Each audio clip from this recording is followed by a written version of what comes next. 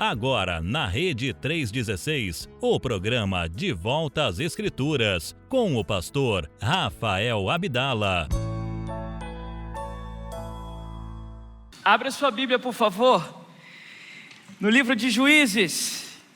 Juízes, o capítulo 6. Nós vamos continuar nessa noite a nossa série de mensagens que temos chamado de Deus nos dias comuns. Como Deus age de forma surpreendente num dia como esse, num dia comum. E hoje nós vamos estudar Juízes, o capítulo 6, a partir do versículo 11. Quero convidar você a abrir a sua Bíblia, por favor. Se você notar alguém próximo a você, sem o exemplar das Escrituras, por gentileza, partilhe a palavra de Deus. Partilhe a palavra de Deus. Deixa eu lhe dizer uma coisa. Intencionalmente, veja bem, nós não projetamos o texto do sermão no telão, para que você tenha acesso à sua Bíblia. Então assim, se você não tem uma Bíblia, nós queremos te dar uma Bíblia de presente. Eu ia dizer, é só você entregar a sua vida a Jesus, mas ia parecer meio comprado, entendeu? Entregar em troca da Bíblia. Então é o seguinte, você querendo ou não querendo Jesus, querendo ou não querendo a igreja, nós temos uma Bíblia para você aqui. Podemos te dar uma Bíblia, porque a Bíblia é a palavra de Deus, tá? Então, se você não tem acesso à Bíblia, alguém do seu lado tem e vai partilhar com você. E permaneça com ela aberta. Explico por quê. Porque todos os pastores, eu sei que vocês ouvem muitos pastores aí na internet, muitos pastores no YouTube, essa é a geração que ouve todo mundo. O que um pastor fala é o segundo plano da coisa. O mais importante é o que está escrito aqui. Então a sua Bíblia tem que estar aberta para você ir conferindo. Juízes 6, a partir do verso 11, diz assim: Então veio o anjo do Senhor e assentou-se debaixo do carvalho que está em Ofra, que pertencia a Joás, o Abiesrita. E Gideão, seu filho, estava malhando trigo no lagar, para o pôr a salvo dos midianitas.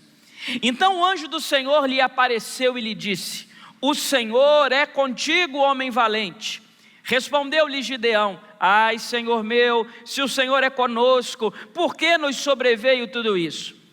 E que é feito de todas as suas maravilhas que os nossos pais nos contaram, dizendo: Não nos fez o Senhor subir do Egito? Porém agora o Senhor nos desamparou e nos entregou nas mãos dos midianitas.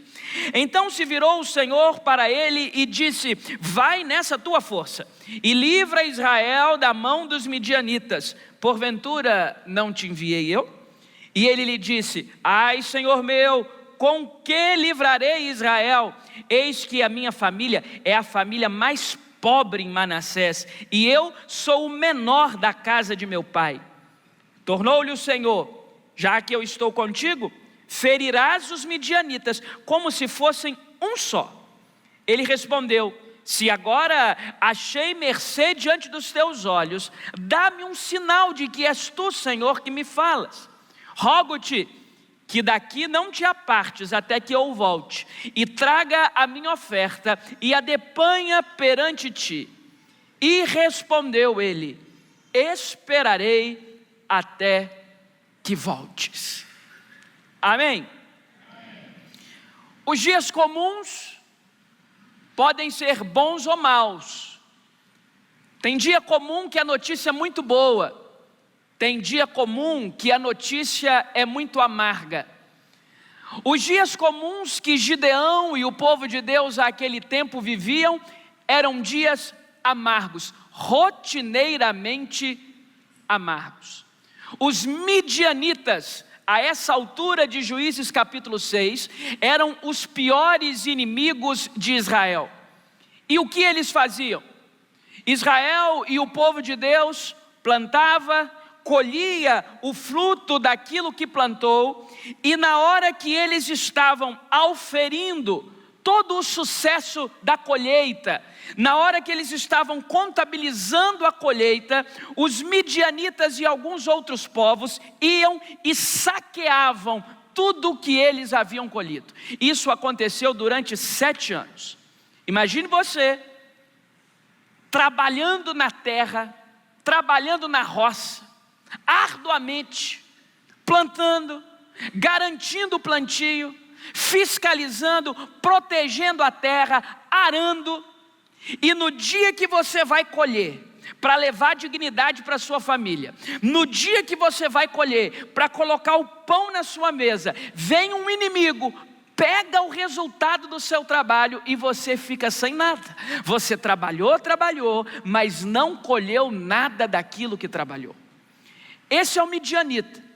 Isso é o que durante 7 anos o povo de Deus experimentou. Não usufruir da bênção do seu trabalho, porque o inimigo vinha e saqueava o trabalho de suas mãos. Foi assim durante 7 anos. E um dia Gideão estava fazendo aquilo que lhe era peculiar fazer. Trata-se de um agricultor. E ele estava, diz o texto, olha que coisa estranha, final do versículo 11, ele estava malhando o trigo no lagar. Malhando o trigo no lagar. Permita-me explicar isso aqui melhor. O lagar não é lugar de malhar trigo. Não se malha trigo no lagar. Não se separa as casquinhas do trigo no lagar. Não, lagar é lugar para ou uva ou azeitona. O que Gideão está fazendo aqui é fazendo o seu trabalho, malhando trigo num lugar em que não se malha trigo, escondido dos midianitas. Ele estava tentando preservar o resultado do seu trabalho. Ele estava tentando preservar as suas economias. Então ele ia malhando trigo e colocando no lagar. Ia malhando trigo e colocando no lagar. Numa expectativa de que os midianitas não viessem a roubar, não viessem a furtar o fruto do seu trabalho. Essa era a rotina do tal do Gideão. Essa era a rotina deste homem. A rotina de ser um agricultor. E em dias comuns tão terríveis, de uma opressão estrangeira tão grande sobre o povo dele, ele tentava salvaguardar a dignidade da sua casa.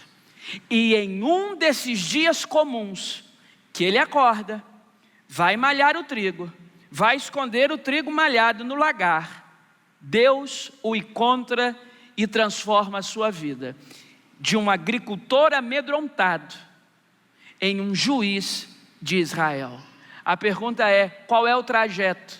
A pergunta é, o que esse texto tem a nos ensinar que Deus pode fazer conosco em um dia comum? Em primeiro lugar, repare comigo os versículos 12 e 13. Em um dia comum, Deus percebe o meu coração cheio de dúvidas. É em um dia comum que Deus percebe o meu coração cheio de dúvidas. Olha o que diz os versos 12 e 13. Então o anjo do Senhor lhe apareceu e lhe disse: o Senhor é contigo, homem valente. E respondeu-lhe o Gideão: ai, Senhor meu, se o Senhor é conosco, por que nos sobreveio tudo isso? Veja, você se conhece e eu me conheço. Eu imagino, se o anjo de Deus, da parte do Senhor, trazendo palavra do Senhor, chega aqui nesse culto, olha para mim e diz: Rafael, homem valente, eu diria: sou eu? Claro. Ou no mínimo, se eu estivesse num dia de mais humildade, Deus chegaria aqui e diria: Rafael, homem valente, eu diria: bondade sua, Senhor. Não, bondade sua. É bom receber um elogio de Deus. O Deus de toda a glória elogiando você. Deus chega através do anjo, o anjo do Senhor, e olha para o Gideão e diz: homem valente. Ele não diz sou eu, ele não diz bondade sua, ele sequer diz um obrigado. Ele descarrega as suas dúvidas diante de Deus. Ele falou: o senhor está me chamando aí de homem valente, mas eu estou vivendo uma miséria. O senhor está me chamando aí de homem valente, mas a situação do meu povo é deplorável. Por que o senhor está permitindo isso? Essa é a pergunta dele. Se o Senhor é conosco, por que nos sobreveio tudo isso? Em outras palavras, Senhor, não estou querendo o seu elogio não, estou querendo a sua intervenção. Essa coisa de que eu sou um homem valente não parece, eu estou malhando trigo escondido. Todas as vezes que o fruto do trabalho do meu povo está prestes a ser colocado sobre a mesa, o inimigo vem e tira tudo. Nós estamos sem dignidade, nós estamos sem esperança. A pergunta que eu faço para o Senhor é: será que o Senhor é conosco? Porque não é possível o Senhor ser conosco e essa maldade toda está acontecendo. Já passou por isso? Não é possível o Senhor ser conosco e o meu ambiente de trabalho ser esse lugar insalubre, mentalmente angustiante. Será, Senhor, que o Senhor é conosco e eu tenho a minha empresa e não consigo contratar uma pessoa para me ajudar? Está todo mundo querendo me prejudicar e o Senhor é conosco? Será que o Senhor é conosco e eu fico rodando de diagnóstico em diagnóstico? Acabei de resolver um problema aqui, já sobra outro ali. Será que o Senhor é conosco e o meu casamento está nesse nível tão angustiante? Será que o Senhor é conosco e eu não acerto em uma contratação que eu faço? Será que o Senhor é conosco e eu perdi o meu emprego? Será que o Senhor é conosco e a doença chegou na minha casa? Será que o Senhor é conosco? Eu nunca bebi, eu nunca fumei, agora estou doente? Bem, isso é o Gideão. Deus chega com um elogio para Gideão e a resposta de Gideão é descarregar diante de Deus as suas dúvidas. Eu não estou querendo aplaudir o Gideão, eu não estou dizendo que o Gideão está certo, eu não estou dizendo seja como Gideão, mas minimamente nós podemos olhar a palavra de Deus nessa noite e perceber que os heróis da Bíblia são gente como a gente. E que é num dia comum que Deus percebe as dúvidas do meu coração. Ah, irmão, meu coração está cheio de dúvidas. Tem muita coisa que eu não sei. Às vezes você sabe que não é nem bom você ficar muito tempo pensando na vida, pensando nas coisas que estão acontecendo ao seu redor, pensando na situação do mundo, na situação do país. Às vezes não é nem bom você ficar parando e pensando. Porque o seu coração vai enchendo de dúvida. Onde é que o Senhor está, Senhor? Será que o Senhor não está vendo? Será que o Senhor não percebe? Será que o Senhor não está do nosso lado? Será que o Senhor está querendo me punir? Gente, Deus é muito bem resolvido e Ele é muito capaz de ouvir as nossas dúvidas. Deus não é melindroso. Deus não tem mimimi. Deus é o dono de tudo, meu irmão. Você acha que Ele não aguenta uma dúvida? Você acha que Ele não aguenta algo que a gente não sabe por que aconteceu? Deus, por que o Senhor levou meu pai? Deus, por que o Senhor levou minha mãe? Deus, por que o Senhor levou meu irmão? Deus, onde é que o Senhor está? Deus, será que o Senhor não está vendo? Esse é o Gideão. Esse é o Gideão. E depois que Gideão descarrega sobre Deus as suas dúvidas, Deus não dá um passo atrás e diz: eu errei, te chamei de homem valente, mas na verdade você é um covarde. Eu errei, eu te chamei de homem valente, mas na verdade você é um medroso. Eu errei, eu te chamei de homem valente, mas na verdade você duvida da minha bondade. Não. Depois que Gideão descarrega as dúvidas dele diante do Senhor, sabe o que o Senhor faz? Continua o projeto da vida do próprio Deus no Gideão. Porque Deus não interrompe os projetos dele na sua ou na minha vida porque nós temos dúvidas, porque é natural termos dúvidas. Infeliz é aquele que acha que sabe de tudo.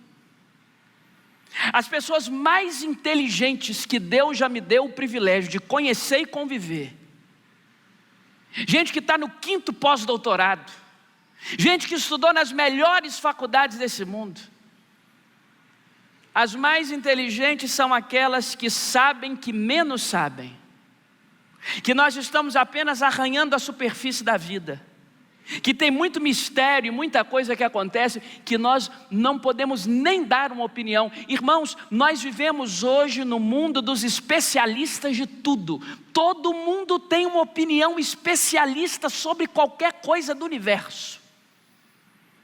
Basta estar atrás de um computador, segurando um celular na mão e pronto, você é um sujeito que tem lugar de fala. Olha que coisa bonita, lugar de fala, para emitir a sua opinião sobre o que quer que seja. Num mundo como esse, em que as pessoas acham que sabem demais, talvez Deus até se agrade quando percebe que você tem a humildade de ter dúvidas.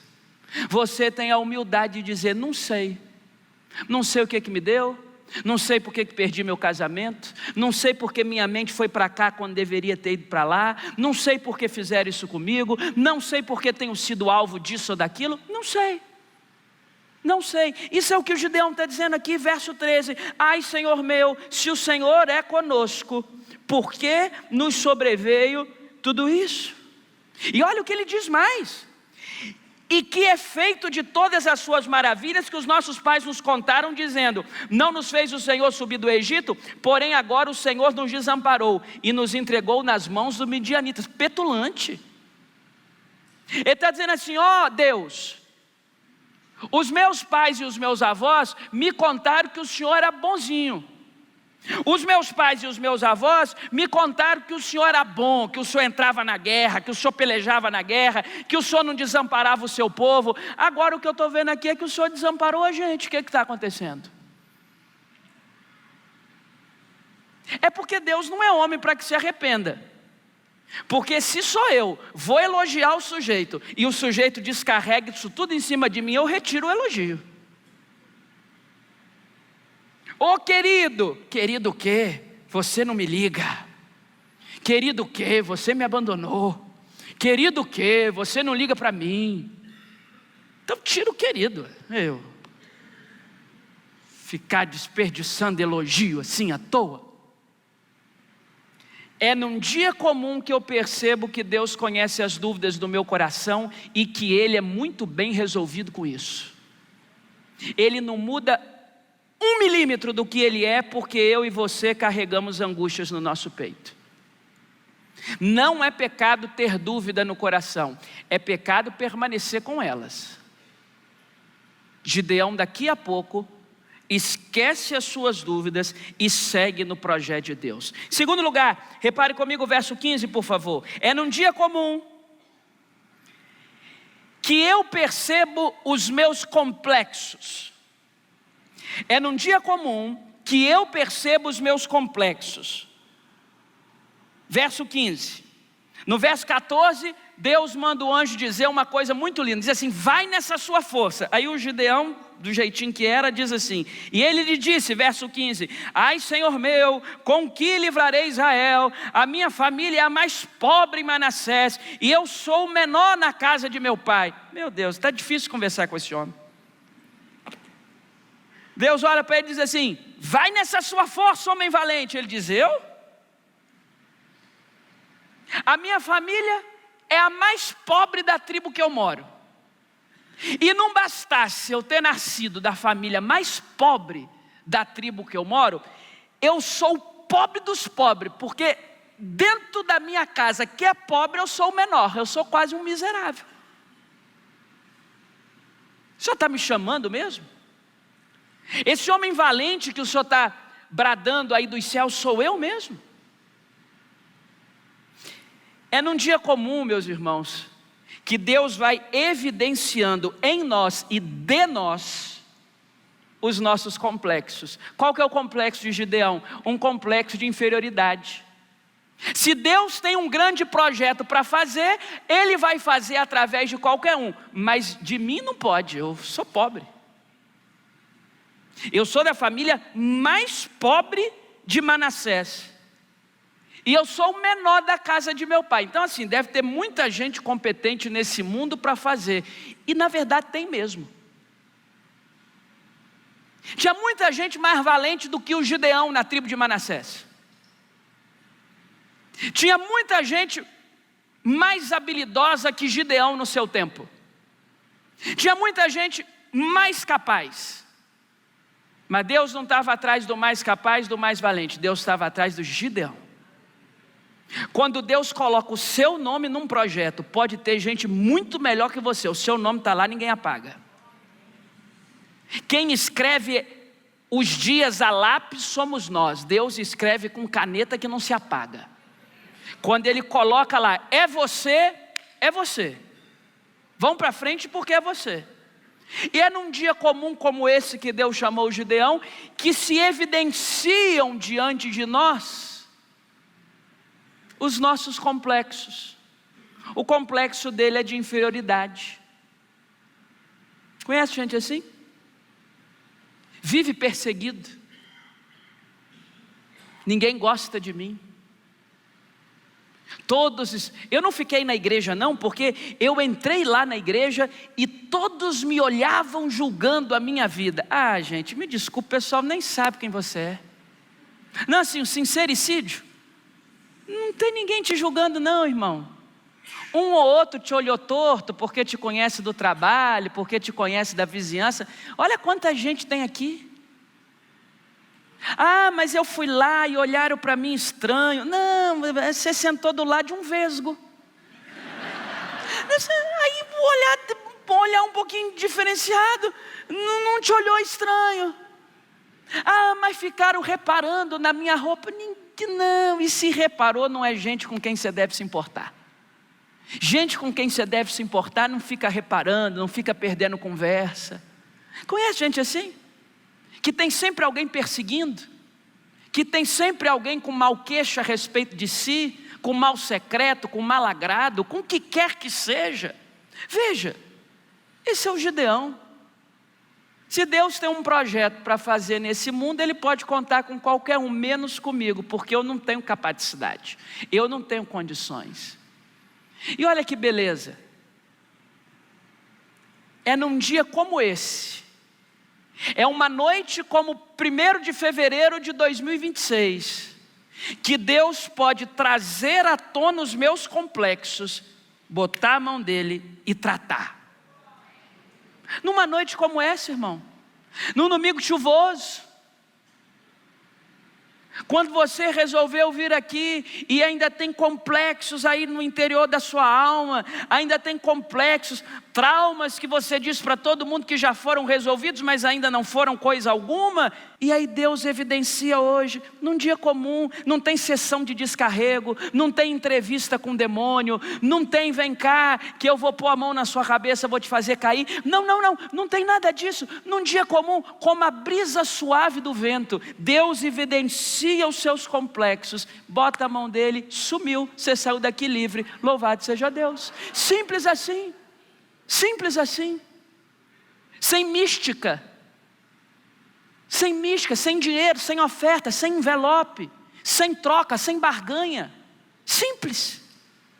O Espírito Santo traz à tona o meu complexo, coloca a mão dele e diz: meu filho, eu estou te tratando hoje, num dia comum, num dia absolutamente comum. O vento sopra onde quer, aí o vento sopra. Se o vento sopra e quer libertar, o sujeito é liberto. Se o vento sopra e quer curar, o sujeito é curado. Se o vento sopra e quer salvar, o sujeito é salvo. Se o vento sopra aqui e o seu filho, que está numa situação péssima, lá em outro bairro, lá numa boca de fumo, lá num lugar movediço, asqueroso, insalubre, mas o vento sopra aqui, passa por lá, liberta. Você recebe um telefonema: mamãe, voltei, papai, voltei, estou em casa. O vento sopra onde quer, meu irmão. E é num dia comum que Deus olha para esse homem complexado, que Deus olha para esse homem cheio de dúvidas e diz: eu estou levantando você para um grande projeto.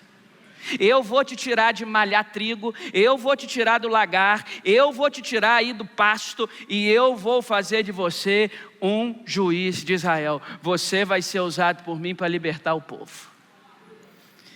Terceiro lugar, vamos ao capítulo 7, por favor. Apenas para te dar um panorama, nessa transição do capítulo 6 para o 7. Agora o Gideão quer provas de Deus. Provas de que é comigo mesmo. Ele se acha tão ineficiente, ele se acha tão incapaz, ele se acha tão distante do projeto de Deus, que ele pede a Deus provas. E Deus é tão paciente que dá a prova. O último versículo que nós lemos do capítulo 6, que é o 18, a resposta do anjo da parte de Deus é maravilhosa: esperarei até que voltes. Esse é o nosso Deus, Ele está esperando. Deus não tem pressa, Deus não se atrasa, Deus não se adianta, Ele está esperando. As 3 provas que Deus dá na transição do capítulo 6 para o 7, para quem anota sermão: nos versos 19 a 21, o fogo que consome a oferta. Nos versos de 36 e 38, a lã molhada. Nos versos 39 e 40, a lã seca. 3 provas Deus dá para o Gideão. Sou eu que estou falando. Não é voz da sua cabeça. Não é voz da sua cabeça. Sou eu. Bota a oferta aí. Fogo. A lã fica molhada. A lã fica seca. Já entendeu, Gideão? Sou eu. Sou eu. Está vendo como Deus não tem crise de personalidade? Imagina que você quer promover um funcionário seu. Imagina que você tem um funcionário e queira promovê-lo. Eu vou te promover. Ah, vai não, patrão, eu sou o pior daqui. Não, eu vou te promover. Então me dá uma prova. Tá, vou te dar uma prova. Dei a prova. Aí o funcionário fala: não, eu quero uma segunda prova. Está aqui, segunda prova. Tem gente que não quer crescer, irmão. Me dá uma terceira prova. Está aqui a terceira prova. Ah, meu irmão, se o patrão sou eu, na primeira prova já acabou. Mas Deus não tem crise. Gideão, você acha que não é com você não? Está aqui a prova número 1. Ah, Senhor, me dá mais uma prova. Está aqui a prova número 2. Ah, Senhor, me dá mais uma prova. Está aqui a prova número 3. Vamos para frente. Zero crise de personalidade em Deus. Zero milindre no Todo-Poderoso. Louvado seja o nome dEle. E aí nós aprendemos uma terceira coisa. Estamos agora sim no capítulo 7, o versículo 2. O que é que nós aprendemos num dia comum? Que o Deus de toda a glória governa. É num dia comum que nós aprendemos que o Deus de toda a glória governa. Olha que coisa linda, o versículo 2 do capítulo 7. Disse o Senhor a Gideão: é demais o povo que está contigo, para eu entregar os midianitas nas suas mãos. Ponto. O que está acontecendo aqui? O exército que agora Gideão, acreditando que de fato Deus o chamou, o exército que ele arruma é gente, muita gente, 32 mil pessoas, gente à beça. Deus olha para ele e diz assim: é muita gente, você vai vencer essa guerra com menos gente, eu não preciso desse tanto de gente para vencer essa guerra não. O que Deus está ensinando para o Gideão? Que a mão no arado é dele, do Gideão, mas que o governo é de Deus. Esse é um aprendizado para a igreja de Jesus num tempo como esse. Esse é o aprendizado para a igreja de Jesus em um cenário como esse. A sua mão leva a comida para a sua casa, a sua mão contabiliza as contas da sua família, a sua mão protege a sua casa, a sua mão te dá força para o trabalho, a sua mão te dá habilidade para a vida, a sua mão cria os seus filhos se você os tem, a sua mão toca a sua empresa, a sua mão dirige o seu carro, a sua mão, é a sua mão. Atos 19:11 diz que Deus pelas mãos de Paulo fazia obras extraordinárias. Então Deus usa as nossas mãos, ponto. Mas o governo é dele. O governo é dele. Você acordou, foi dirigir seu carro, foi para o seu trabalho, trabalhou. Você acordou, você foi para a sua sala de aula. Você acordou, você foi lá para a sua empresa. Você acordou, você foi estudar. Você acordou, você foi cuidar dos seus filhos. Você acordou, você foi curtir a sua aposentadoria merecida. Você está tocando a sua vida, normal, pode tocar. Agora, o governo é dele. Você não governa sobre nada. A gente não sabe nem se vai terminar esse culto aqui vivo. O governo é dele. Deus está ensinando para o Gideão assim: eu vou te usar, as suas mãos serão usadas, mas só quem dá vitória sou eu. O governo é meu, eu governo. É tempo da igreja de Jesus se lembrar, e quem tem ouvidos ouça, que o governo desse mundo está nas mãos do Todo-Poderoso. O governo desse mundo não pode ser digitado numa urna. O governo desse mundo não tem propaganda eleitoral gratuita na TV. O governo desse mundo está nas mãos do Todo-Poderoso. o que criou todas as coisas pela força do seu poder. Ele é o verdadeiro governante. Se o país vai bem, Ele está abençoando o seu povo. Se o país vai mal, Ele está abençoando o seu povo. Ao longo da história da Bíblia Sagrada, todos os reis de Israel, houve rei bom, houve rei ruim. E o governo sempre foi do Todo-Poderoso. Num dia comum você tem que perceber que não adianta você gastar sua garganta esbravejando as verdades dos seus posicionamentos, seja de onde for, do mundo que for, do lugar que for. No final do dia, você precisa descobrir que quem governa sobre todas as coisas é Deus, e que nada nunca saiu do controle dele. Em quarto lugar, no final do verso 2, é em um dia comum que eu aprendo a confiar mais em Deus do que em mim mesmo. Eu aprendo a confiar mais em Deus do que em mim mesmo. O final do verso 2, Deus diz: Israel poderia se gloriar contra mim, dizendo: a minha própria mão me livrou. A minha própria mão me livrou. Sabe o que Deus está dizendo? Gideão, não confie em você mesmo, confie em mim. Isso vai na contramão, a Bíblia vai na contramão da teologia da confissão positiva e do mero pensamento, preste atenção nisso, no mero pensamento de uma espécie de autoajuda positiva. Por quê? Porque o pessoal diz por aí o seguinte: a resposta está em você. A resposta está em você. Tudo o que você precisa está aí dentro. É porque você ainda não destravou. Porque quando virar a chave, você vai perceber que tudo o que você precisa está aí. A resposta está em você. Aí Deus diz outra coisa para o Gideão. Deus diz: Gideão, a primeira coisa que nós vamos combinar aqui é o seguinte: nós vamos diminuir esse exército. Porque a resposta não está em você, a resposta está em mim. Nós vamos diminuir a quantidade de gente que vai pelejar. Porque se você for com 32 mil pessoas, vocês vão dizer o seguinte: nós vencemos porque nós somos bons. Então vocês vão, lá na frente nós vamos ver, vocês vão com 300 apenas. Porque é impossível vencer os midianitas com 300 soldados. E é desse jeito que vai ser.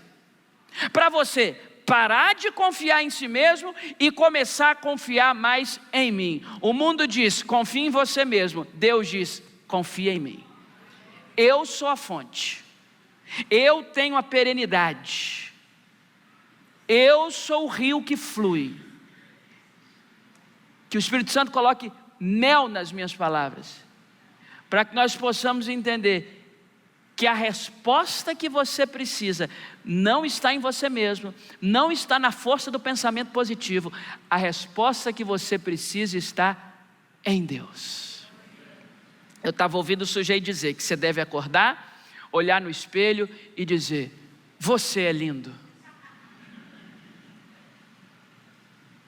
você é forte,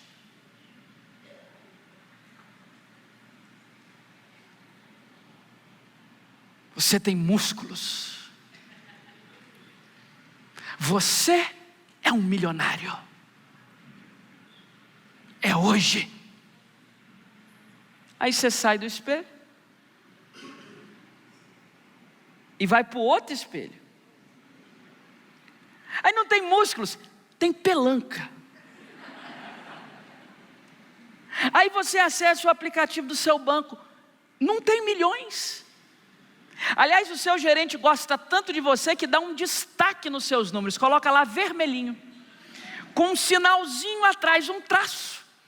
E você percebe que você não tem milhões, você deve.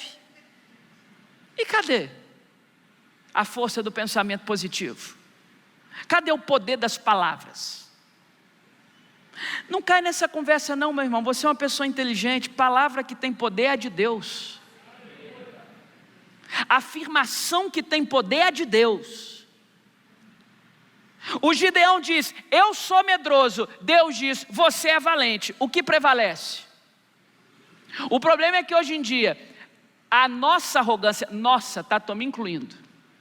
Não vim aqui esbravejar moralismo para você não, estou aqui. A nossa arrogância é tão grande, que no caso de Gideão, Deus diz: você é valente. O Gideão diz: eu sou medroso. No nosso caso é o contrário, a gente quer dizer assim: eu sou valente. Aí Deus diz: coitado, é só um medroso. Eu posso, eu consigo, eu dou conta. Deus diz: dá não, filho, vai tentando. Tem gente que Deus não permitiu prosperar financeiramente, porque Deus sabe que se prosperar, vai esquecer dele. É simples assim. Toda riqueza que existe tem apenas uma fonte, é Deus. Ageu diz que ele é o dono da prata e do ouro. Deus não tem problema nenhum com a provisão. Não. Várias pessoas, hoje de manhã nós estudamos o dia comum em que Deus chamou o Abrão, que virou Abraão. Ele era um homem rico. Salomão era um homem rico, não tem problema nenhum com a riqueza. Mas tem gente que Deus sabe que se der muita corda ali com as notinhas, vai se perder. Hoje eu ouvi uma história muito interessante. O menininho foi para a igreja, a mãe falou assim: está aqui 2 moedas. Essa moeda aqui, meu filho, você vai tomar sorvete antes de ir para o culto. E essa moeda é oferta para o Senhor. Aí o menininho foi com as 2 moedinhas, deu um tropeção, uma das moedas, mesmo valor, uma das moedas caiu no bueiro. Ele falou: oh Jesus, logo a sua. Logo a sua, Jesus. Estava doido para entregar a oferta. Só ficou do sorvete. Mesma coisa. Tem gente que Deus vai freando. Então, repare, não se trata daquilo que as pessoas dizem sobre você, e nem daquilo que você diz sobre si mesmo. É aquilo que Deus diz ao seu respeito. É num dia comum que eu aprendo a confiar mais em Deus do que em mim mesmo. Não confie em si mesmo. Quem pensa estar de pé, cuide para que não caia. Simples assim. Simples assim. Estava numa reunião com alguns amigos e fiquei preocupado com um deles, porque conversa vai, conversa vem, tal, aquela coisa toda. Ele disse assim: olha, vocês podem me ver caindo em qualquer área da vida. A única que eu tenho certeza que eu não vou cair é na área moral sexual. Essa aí não me derruba nunca. Eu falei: cuidado. Depois que você fala isso, a tentação vai começar a ser pior. Não confie em si mesmo, não. Não tem essa. Não policia os seus olhos, não. Não policia a inclinação do seu coração, não. Não policia quem você coloca para dentro da sua casa, as pessoas que você segue na rede social. Não policie a direção do seu olhar, a sujeira ou a pureza do seu coração. Não, ninguém pode dizer: nisso aqui eu não caio. Porque o dia que você disser um negócio desse, o Satanás vai fazer uma questão de honra te derrubar ali. Então, irmão, quem pensa estar de pé, cuide para que não caia. Em nome de Jesus, nós não vamos cair. Mas não é porque nós somos bonzinhos. É porque, como diz a velha canção, a gente pede: ó, com a tua mão segura bem na minha, e vão para frente. Deus blindando os nossos sentimentos, Deus blindando o nosso coração, Deus blindando os nossos olhos, Deus blindando o nosso casamento, Deus blindando a nossa família. Aí nós vamos vencer. Confie em si mesmo não, irmão. Confie no Senhor. Em último lugar, é num dia comum que eu aprendo a viver além da lógica. É num dia comum que, em último lugar, eu aprendo a viver além da lógica. Num dia comum, Deus vê o meu coração cheio de dúvidas. Num dia comum, Deus evidencia os meus complexos. Num dia comum, Deus me ensina que Ele governa, o Deus de toda a glória governa. Num dia comum, eu aprendo a confiar mais em Deus do que em mim mesmo. E é num dia comum, tal qual o dia que Deus chamou o Gideão, que eu aprendo a viver além da lógica. Verso 7 diz assim: então disse o Senhor a Gideão: com estes 300 homens que lamberam a água, eu vos livrarei, e entregarei os midianitas nas tuas mãos, pelo que a outra gente toda que se retire, cada um para o seu lugar. Deus foi diminuindo o exército, 32 mil, depois ficaram 10 mil. Deus diz: ainda é muito, você vai fazer o seguinte, está ali o ribeiro, manda essa turma beber água. Quem se ajoelhar para pegar a água, está fora, não sabe se proteger, baixou a guarda. Agora, quem pegar a mão assim, ó, pegar a água, lamber da água, atento, esse é os que eu quero usar. Pronto, esse que eu quero usar, deu só 300, 32 mil, 10 mil, 300. Deus diz: agora vai. Se o homem chamado Gideão quer viver da lógica humana, morte. Se quando Elias está no Carmelo, diante de 850 profetas, profetas de Baal e profetas do poste ídolo que comiam à mesa de Jezabel, se naquele dia Elias resolve enfrentá-los com a lógica, Elias estava morto. Se quando Eliseu chegou na casa daquela viúva, que só tinha uma pequena botija na sua despensa, e Eliseu resolve agir pela lógica, a viúva tinha morrido de fome. Se quando Davi vai enfrentar o gigante, ele resolve agir pela lógica, ele não ia dar um passo para frente, porque um magrelinho igual Davi, que a armadura de Saul nem nele se aguentava, não tem condições de derrubar um gigante. É porque Deus nos convida para viver além da lógica. Eu e você, num mundo de tanta racionalidade, nós precisamos aprender que tem coisas na vida que você tem que dar um passo e não se preocupar com mais nada. A lógica natural da vida é você ir pavimentando a sua história.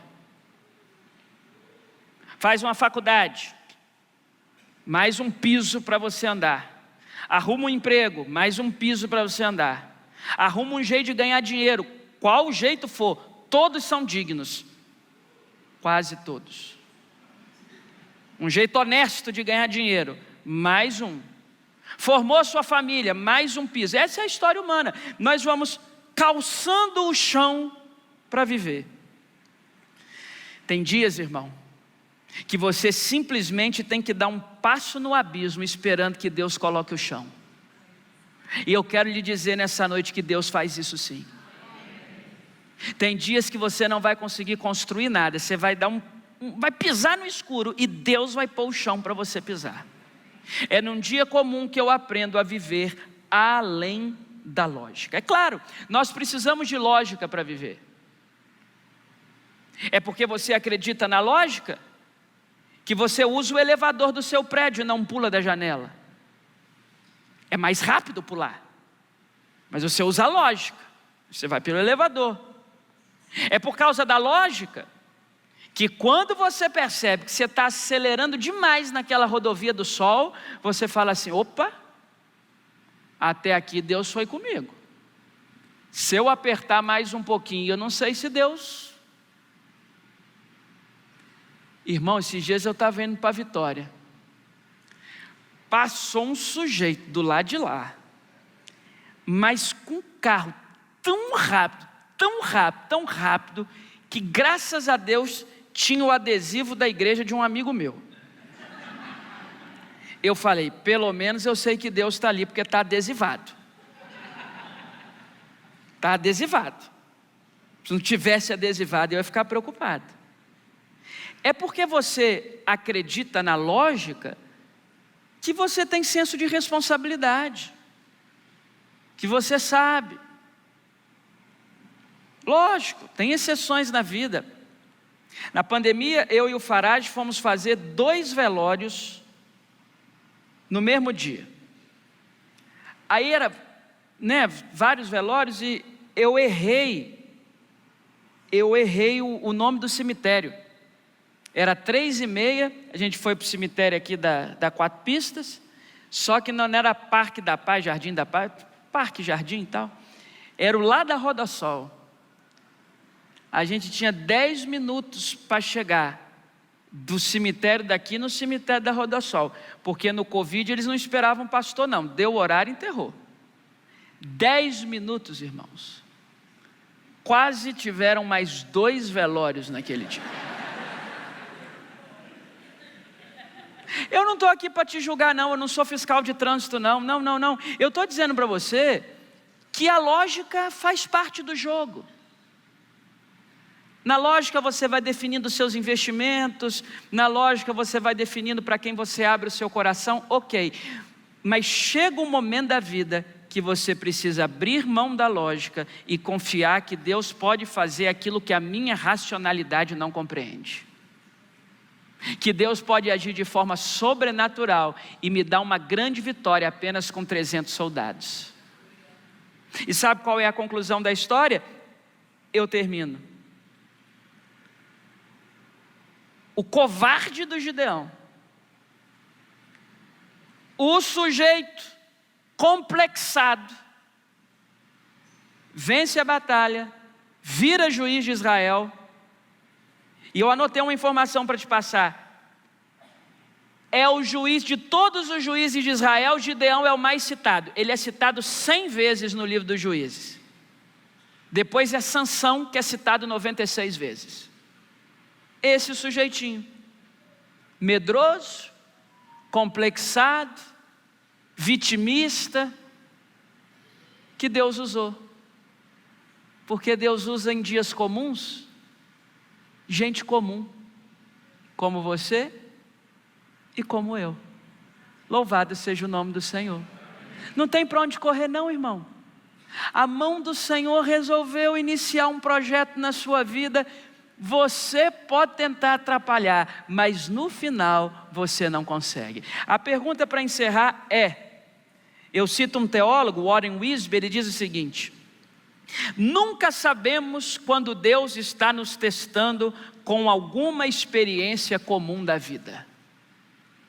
Nós nunca vamos saber se é Deus nos testando numa experiência comum da vida. Num dia comum, um evento comum, pode ser Deus testando você, pode ser Deus chamando você.